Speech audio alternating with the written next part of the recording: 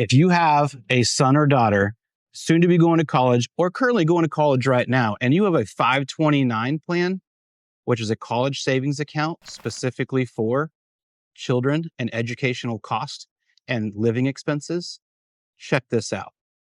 You can use those 529 funds towards on-campus housing or off-campus housing. So what does that mean?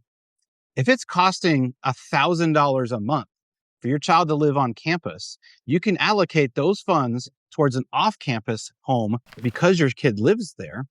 It can be their primary residence. You have a couple options here. You can purchase the property as a primary residence as a non-occupying co-borrower. Because your child lives on campus or in this area, it will technically be their primary residence, which means you can join him and purchase the property with 3% down because it's likely their first time buying a house. That means they will live in the property and you will be a non-occupying co-borrower.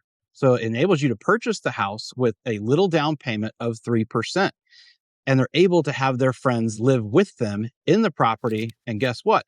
They can contribute their 529 account towards those payments as well. Again, as long as the payment that you are applying towards that house is the same as the payment you would have been making if your child was living on campus.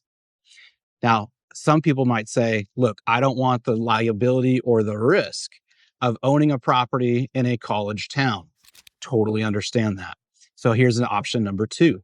You can buy the house as an investment property, close in an LLC, and protect yourself. Now, it is a bigger investment up front. You're going to need to put down a minimum of 20%, most likely.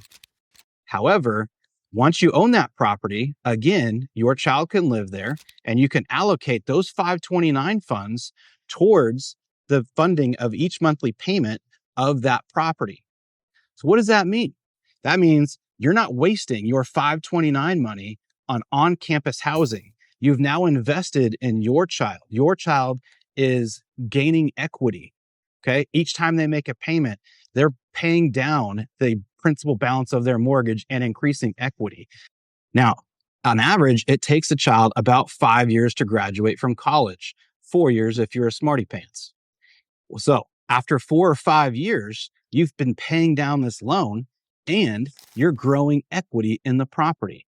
So when it comes time to graduate, you've got 2 options here. You can now sell the house, utilize these funds to pay off the college loans or college student loans that you would have accumulated because you were allocating the 529 money towards this option. Or your child now has a home, which means they can live there.